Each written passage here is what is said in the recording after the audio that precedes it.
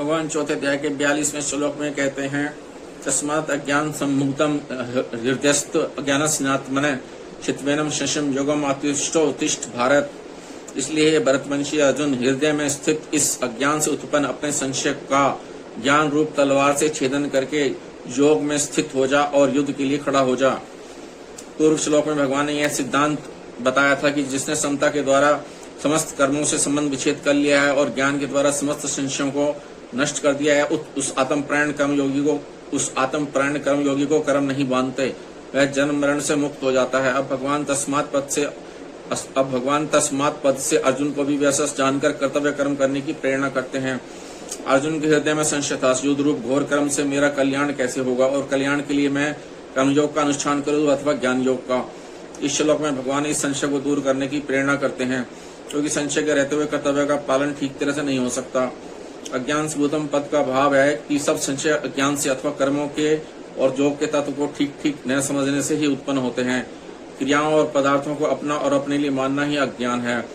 यह अज्ञान जब तक रहता है तब तक अंतःकरण में संशय रहते हैं, क्योंकि क्रियाएं और पदार्थ विनाशी हैं और स्वरूप अविनाशी है। इस अध्याय में कर्मयोग का आचरण करने की और इस चौथे अध्याय में कर्मयोग को तत्व से जानने की बात विशेष रूप से आई है। कारण है कि कर्म करने के साथ साथ कर्म को जानने की भी बहुत आवश्यकता है। ठीक ठीक जाने बिना कोई भी कर्म बढ़िया रीति से नहीं होता। इसके सिवाय अच्छी तरह जानकर कर्म करने से जो कर्म बांधने वाले होते हैं वे ही कर्म मुक्त करने वाले हो जाते हैं। इसलिए इस अध्याय में भगवान ने कर्मों को तत्व से जानने पर विशेष जोर दिया है। पूर्व श्लोक में भी ज्ञान संशम पद इसी अर्थ में आया है। जो मनुष्य कर्म करने की विद्या को जान लेता है उसके समस्त संशयों का नाश हो जाता है। कर्म करने की विद्या है अपने लिए कुछ करना ही नहीं है। योगम आतिष्ठोत्तिष्ठ भारत। अर्जुन अपने धनुष बाण का त्याग करके रथ के मध्य भाग में बैठ गए थे। उन्होंने भगवान से साफ कह दिया था कि मैं युद्ध नहीं करूंगा, नहीं युद्ध से। भगवान अर्जुन को योग में स्थित होकर युद्ध के लिए खड़े हो जाने की आज्ञा देते हैं। यही बात भगवान ने दूसरे अध्याय के 48वें श्लोक में योगस्थ कुरु कर्माणि, योग में स्थित होकर कर्तव्य कर्म कर पदों में कही थी। योग का अर्थ समता है। त्वं योगे उच्यते। अर्जुन युद्ध को पाप समझते थे, इसलिए भगवान अर्जुन को समता में स्थित होकर युद्ध करने की आज्ञा देते हैं, क्योंकि समता में स्थित होकर युद्ध करने से पाप नहीं लगता। इसलिए समता में स्थित होकर कर्तव्य कर्म करना ही कर्म बंधन से छूटने का उपाय है।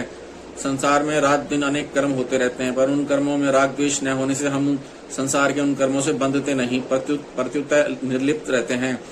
जिन कर्मों में हमारा राग या द्वेष हो जाता है उन्हीं कर्मों से हम बंधते हैं। कारण है कि राग द्वेष कर्मों के साथ अपना संबंध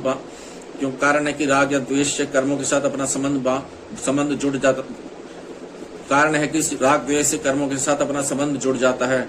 जब राग द्वेष नहीं रहते अथवा समता आ जाती है तब कर्मों के साथ हमारा संबंध नहीं जुड़ता, अतः मनुष्य कर्म बंधन से मुक्त हो जाता है। अपने स्वरूप को देखें तो उसमें समता सत्य सिद्ध है। विचार करें कि प्रत्येक कर्म का आरंभ होता है और अंत समाप्ति होती है, पर उन कर्मों का फल भी आदि और अंत वाला होता है, परंतु स्वरूप निरंतर जो का त्यों रहता है। कर्म और फल अनेक होते हैं पर स्वरूप एक ही रहता है।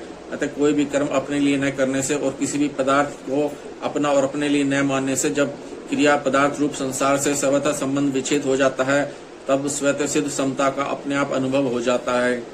ओम तत्सत् इति श्रीमद्भगवद्गीतासु उपनिषत्सु ब्रह्म विद्यायां योग शास्त्रे श्री कृष्ण अर्जुन संवादे ज्ञान कर्म संन्यास योग नाम 4वां अध्याय।